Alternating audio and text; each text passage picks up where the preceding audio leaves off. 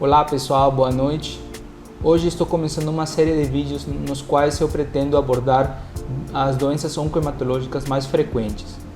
Dessa vez eu decidi começar com a LMC, a leucemia mieloide crônica, que é uma das doenças mais prevalentes no mundo da oncohematologia.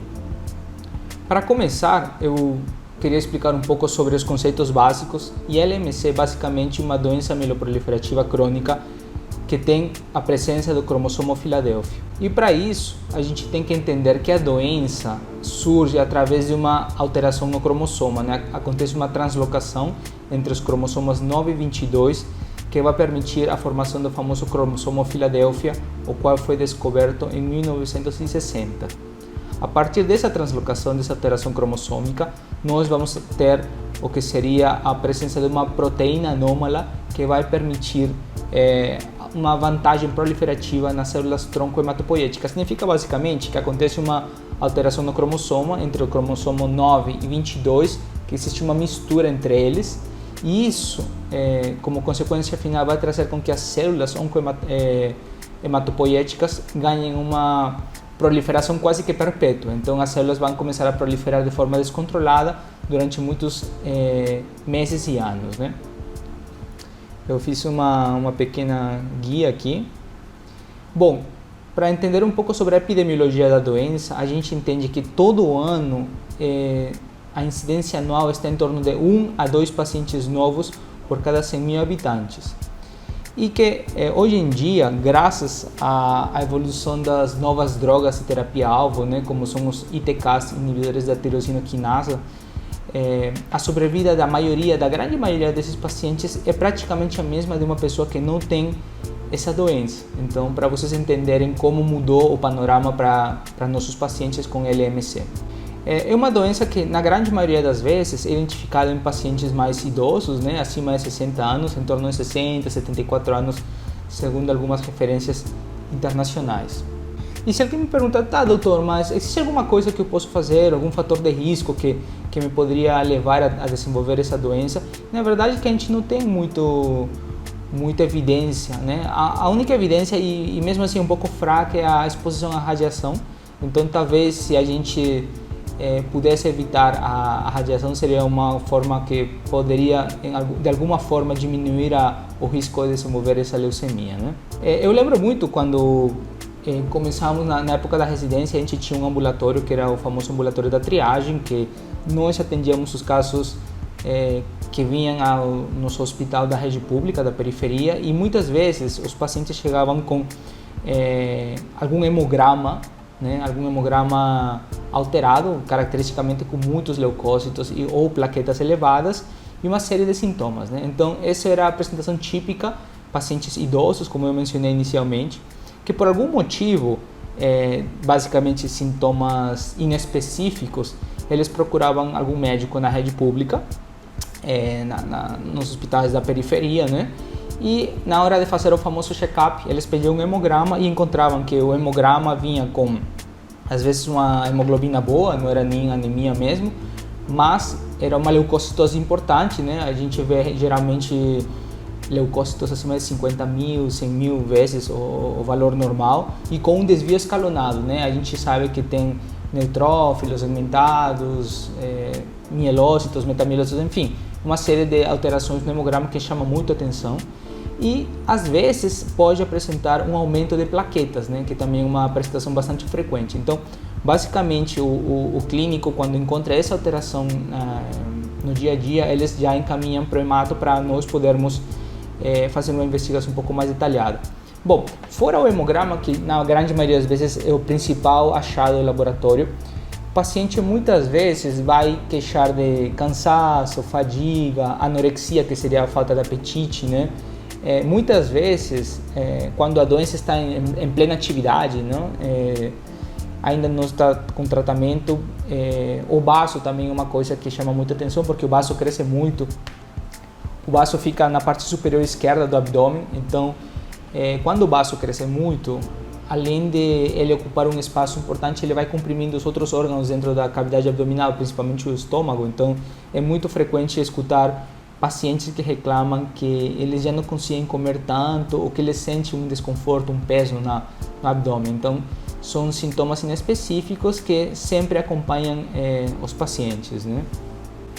Bom, e como que é feito o diagnóstico nesses casos? Bom, como eu mencionei inicialmente, os sintomas, os achados iniciais geralmente são queixas clínicas inespecíficas, cansaço, fadiga, falta de apetite, sudorese noturna, às vezes tem febre, perda de peso também, são alguns dos sintomas mais prevalentes.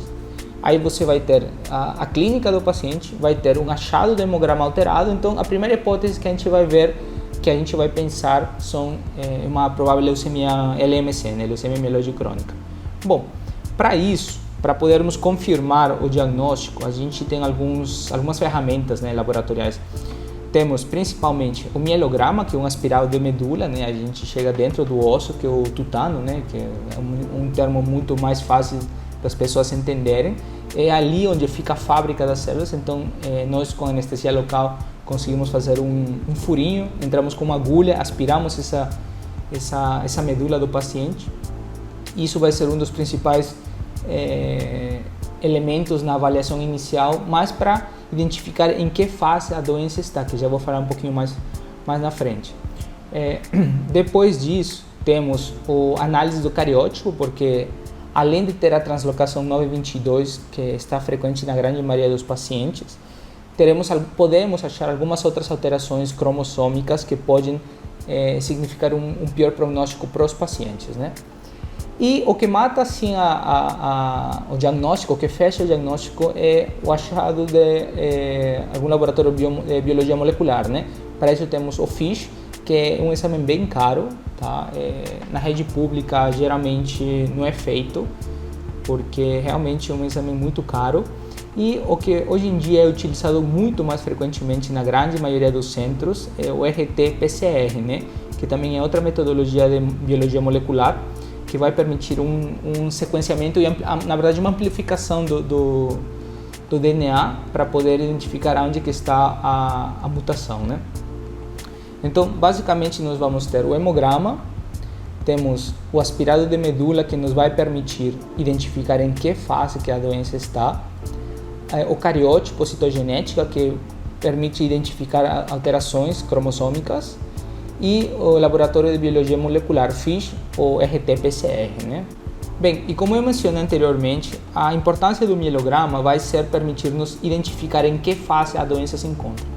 A grande maioria dos pacientes, mais de 70% a 80% dos pacientes, na época do diagnóstico, eles estão numa fase crônica. Significa que esses pacientes podem ficar por alguns anos, talvez assintomáticos inclusive, e sem grandes alterações, fora os achados iniciais que eu mencionei.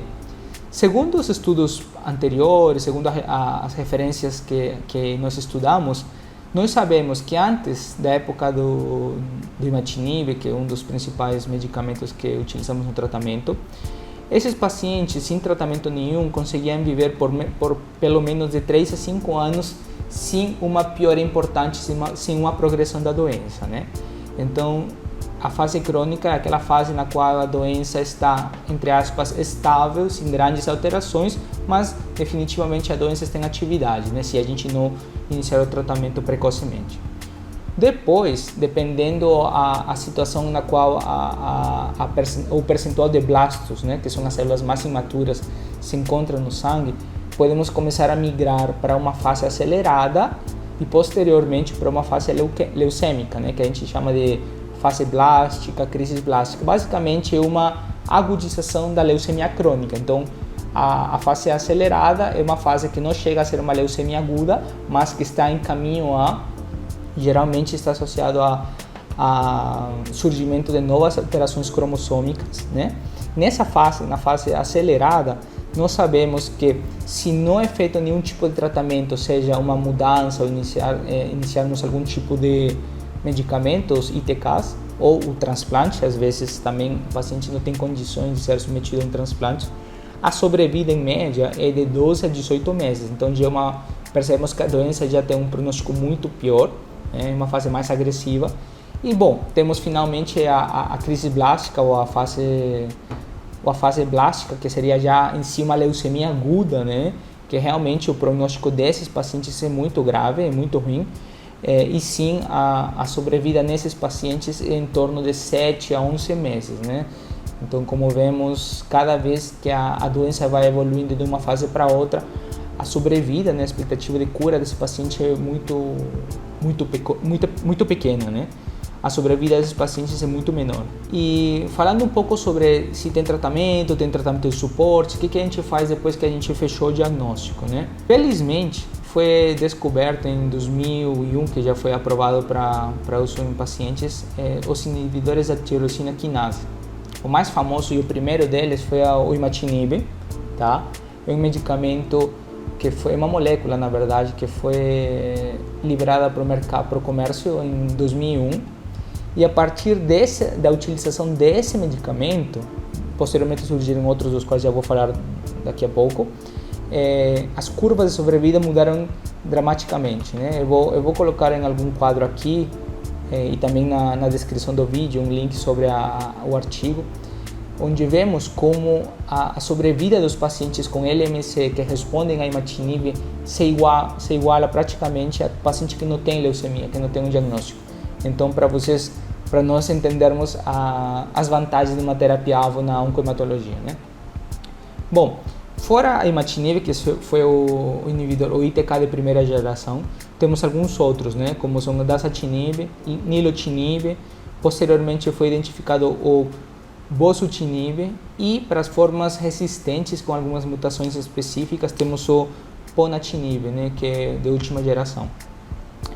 É interessante entendermos que, segundo as referências, não existe um ideal para começarmos, né? O que temos que levar muito em consideração no momento de iniciar o tratamento para os pacientes é o perfil de efeitos colaterais que cada um destes medicamentos tem e saber contextualizar na situação do paciente, né? Tem alguns medicamentos que já o seu próprio tratante vai poder explicar. Tem alguns medicamentos, por exemplo, que não são a melhor opção em pacientes que têm pressão alta, diabetes, colesterol, um perfil cardiovascular, um risco cardiovascular aumentado, né? Tem outros medicamentos, por exemplo, o nilotinib é um medicamento que não seria a melhor escolha em pacientes que têm histórico de doença cardiovascular, AVC ou algum evento oclusivo arterial. Então a gente evita. O ponatinib também é um medicamento que tem mais ou menos esse perfil, né?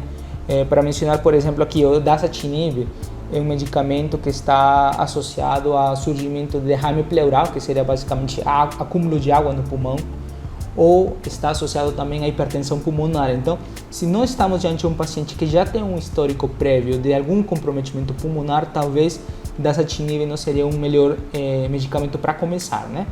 Assim temos, por exemplo, o nilotinib, como eu mencionei anteriormente, né?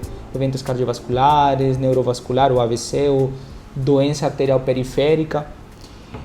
Bosutinib é um medicamento também que se caracteriza por distúrbios gastrointestinais, que seria náusea, vômito, diarreia. Então, tem algumas tabelas, tem bastante referência sobre esse uso de medicamentos. Se você tiver alguma curiosidade ou quiser entender um pouco mais de detalhes, na internet existem vários artigos que fazem revisões sobre qual é a melhor forma, qual é o melhor medicamento, como escolher o primeiro ITK para iniciar o tratamento, quais são as segundas opções caso tiver algum problema, né? Mas isso já eu acho que é um detalhe que já o médico tem que encarar quando surgir essa situação, né? Bom, perfeito. A gente fechou o tratamento, escolheu um medicamento para...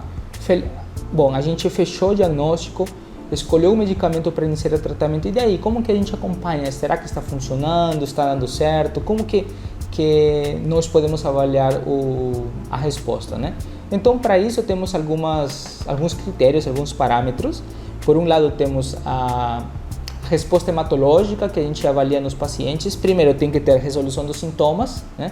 Então, fadiga, cansaço, perda de peso, durezas, a gente vê que com o passar das semanas esses sintomas começam a melhorar, né? A esplenomegalia, que inicialmente causava sintomas de desconforto abdominal, também deve começar a responder.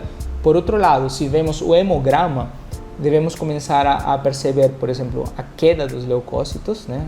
Um parâmetro importante é isso, leucócitos abaixo de 10.000. Por outro lado, plaquetas também devem começar a diminuir se o paciente já tinha um nível de plaquetas elevado. Então, valores plaquetários abaixo de 450 mil, que seria o valor do limite superior, né? Esses seriam critérios hematológicos. Por outro lado, foi feito um tipo de padronização que seria o International Scale, que na verdade é um jeito de homogeneizar as linguagens, os valores de laboratório que se utilizam a nível internacional em diversas partes do mundo, para assim criar um padrão, uma tabela igual para todo mundo, né? E a partir desse IS, né, que seria a International Scale, poder tratar um paciente e avaliar esse paciente aqui no Brasil, no Peru, nos Estados Unidos, na China e assim por diante. Então, é uma forma de padronizar o atendimento ao paciente. É mais ou menos, não sei se alguém aqui já escutou falar do Marevan, que utiliza o INR, né, que também seria um método de avaliar o efeito do medicamento através desse parâmetro, que é um parâmetro padronizado, né? Existem algumas tabelas, a mais utilizada é a tabela da ELN, European Leukemia Net, que basicamente vai fazer um segmento do paciente desde o momento zero, no momento do diagnóstico, uma reavaliação em sangue periférica com o PCR aos 3 meses, aos 6 meses e depois de 1 ano. Então, em cada momento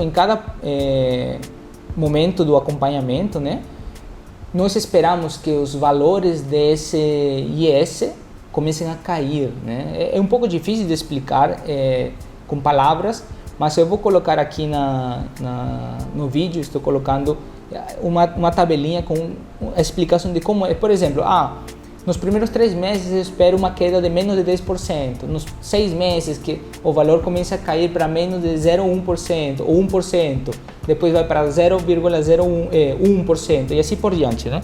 É um pouco confuso para quem não vê isso todo dia, talvez os pacientes gostem de entender um pouco mais, mas é só olhar a tabela, ver o resultado e ver, estou com 3 meses, por exemplo, eu vou abrir aqui para vocês entenderem um pouquinho melhor, né? Com 3 meses, espera que esse International Scale esteja menor que 10%. Então, você começa a tomar, depois de 3 meses, o valor que era 100% já deve estar em menos de 10%. Com 6 meses, esse valor já deve ser menor ou igual a 1%. Então, você vai vendo como o valor vai diminuindo, né? Com 12 meses, depois de 1 ano de tratamento, o ideal é que esse valor fique menor ou igual a 0,1%. Então, é uma forma de nós acompanharmos. Caso a gente não consiga ainda, depois de 3, 6 ou 12 meses, entrar nesses valores, a gente tem que começar a acompanhar mais de perto, né? Então, aí tem algumas classificações. Então, tem acompanhamento ótimo, significa que o paciente está respondendo conforme o planejado. Temos uma situação de alarme, warning, que significa que o paciente poderia estar evoluindo para uma progressão de doença, alguma situação como resistência, por exemplo, ou que o paciente não está tomando o tratamento adequadamente. Também a aderência é uma coisa que a gente tem que avaliar com muita frequência, ou simplesmente o paciente tem falha, né? Realmente o paciente não melhorou em nada, os valores do PCR não entraram nem chegaram perto do que deveria, então temos que começar a reavaliar esse paciente e realmente considerar a possibilidade de que a doença esteja progredindo devido a alguma mutação, né? O tratamento tem levado a grande maioria dos pacientes a ter uma vida ótima, tá? 10, 15 ou 20 anos, uma vida super tranquila, né? E hoje em dia, já de uns anos para cá, se começou a levantar a hipótese, será que existe a possibilidade de que esses pacientes que ficaram com a doença super bem controlada por muito tempo, poderia ser que a gente conseguiria dar uma pausa, né?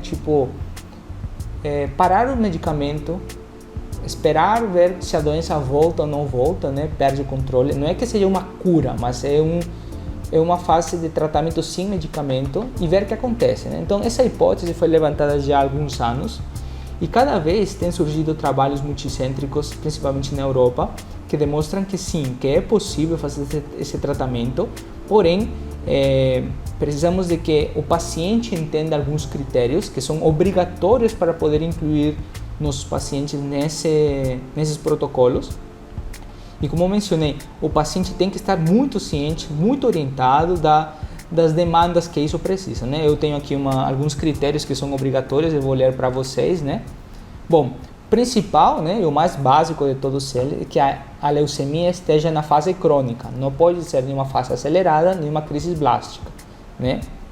Segundo, o paciente tem que ter um acesso ao laboratório, ao PCR, de forma rápida e que o PCR seja de muito boa qualidade. Então, porque a ideia é que o paciente comece a fazer no começo exames mensais, né, para poder acompanhar de perto e estar atentos e alertas para caso alguma coisa sair do esperado para poder reiniciar o tratamento. Terceiro, o paciente tem que estar em uso de inibidores da tirosina quinasa por pelo menos 3 anos, tá? E desses 3 anos, o paciente tem que estar em o que aqui chamamos de resposta molecular profunda, né? O MR 4.0 é um parâmetro laboratorial que nós utilizamos, né? Mas que isso garante que o controle da doença está praticamente no seu máximo expressão, está super bem controlado, né? Então quase não tem material de LMC circulante, e que esse evento, essa resposta molecular profunda, seja pelo menos mantida por pelo menos 2 anos, tá? E temos que explicar para o paciente que assim que a gente optar por interromper o tratamento, ele vai começar a fazer um segmento muito mais estreito, né? Por exemplo, no primeiro 6 meses da pausa, ele vai ter que colher um PCR todo mês por 6 meses. No segundo semestre, tipo do mês 6 ao mês 12, ou do mês 7 ao mês 12, o paciente vai começar a fazer o PCR a cada 2 meses. E a partir do segundo ano, né, que seria o 13º mês do acompanhamento, já poderia ser feito a cada 3 meses, né? Então, segundo os trabalhos que levantaram essa possibilidade, viram que o maior índice de recaída, né, de perda do controle da doença acontece nos primeiros 3 meses. Então, se você acompanhou de perto uns 3 meses, a chance de o paciente começar a recair depois é muito baixa, né? Mesmo assim, nós somos obrigados a informar o paciente e devemos sim realizar um segmento frequente desses pacientes. Bom, eu tentei resumir aqui uma doença que é bem extensa, tá? Mas espero que fique claro para vocês, porque a ideia é isso: toda semana publicar um vídeo explicando de uma forma bem resumida de que tratam as doenças, mais ou menos como é feito o acompanhamento. E eu estou aberto a resolver algumas dúvidas, se eu puder responder, já seja no canal mesmo ou no meu Insta, que vocês já sabem, vou deixar meu perfil do Insta aqui no vídeo também. Mas é isso, então espero que tenha sido útil para vocês e eu volto daqui a uma semana. Um forte abraço e boa semana. Tchau, tchau.